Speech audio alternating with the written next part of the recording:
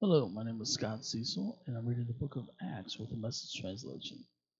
Today I pick up in Acts chapter 24. Enjoy. Within 5 days, the chief priest Ananias arrived with a contingent of leaders, along with Tertullus, a trial lawyer. They presented the governor with their case against Paul. When Paul was called before the court, Tertullus spoke for the prosecution. Most honorable Felix, we are most grateful in all times and places for your wise and gentle rule. We are much aware that it is because of you and you alone that we enjoy all this peace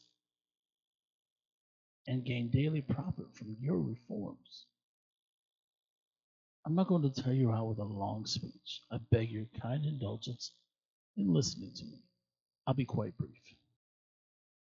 We found this man time and again disturbing the peace, stirring up riots against Jews all over the world, the ringleader of a seditious sect called Nazarenes. He's a real bad apple, I must say. We caught him trying to defile our holy temple and arrested him. You'll be able to verify all these accusations when you examine him yourself.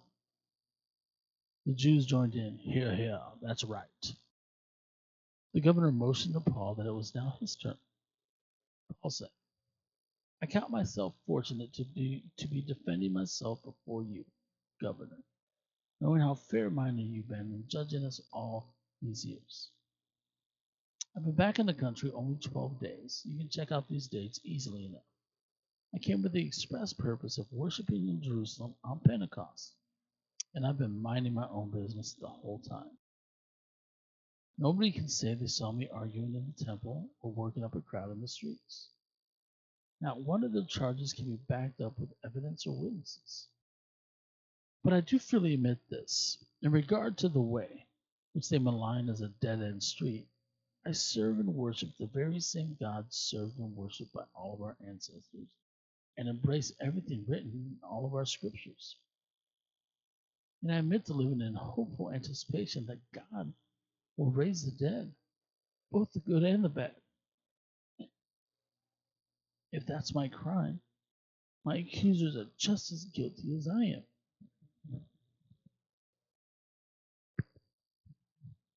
Believe me, I do my level best to keep a clear conscience before God and my neighbors in everything I do. I've been out of the country for a number of years and now I'm back. While I was away, I took up a collection for the poor and brought that with me, along with offerings for the temple. It was while making those offerings that they found me quietly at my prayers in the temple. There was no crowd, there was no disturbance. It was some Jews from around Ephesus who started all this trouble, and you'll notice they're not here today. They're cowards, too cowardly to accuse me in front of you. So ask these others what crime they've caught me in. Don't let them hide behind this smooth-talking Tertullus. The only thing they have on me is that one sentence I shouted out in the council, because I believe in the resurrection that I've been hauled into this court. Does that sound to you like grounds for a criminal case? Felix shilly-shallied. He knew far more about the way than he let on, and could have settled the case then and there, but uncertain of his best move politically, he played for time. When Captain Lysias comes down, I'll decide your case. He gave orders to the centurion to keep Paul in custody, but to more or less give him the run of the place and not prevent his friends from helping him.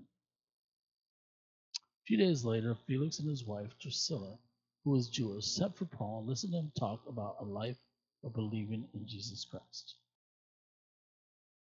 As Paul continued to insist on right relations with God and his people, about a life of moral discipline and the coming judgment, Felix felt things getting a little too close for comfort and dismissed him.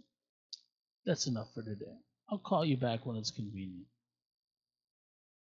At the same time, he was secretly hoping that Paul would offer him a substantial bribe, and these conversations were repeated frequently.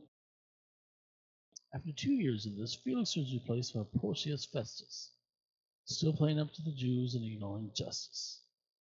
Felix left Paul in prison. That is the end of Acts chapter 24. Thank you for joining me. Please come back tomorrow as we go into Acts chapter 25. Have a great day.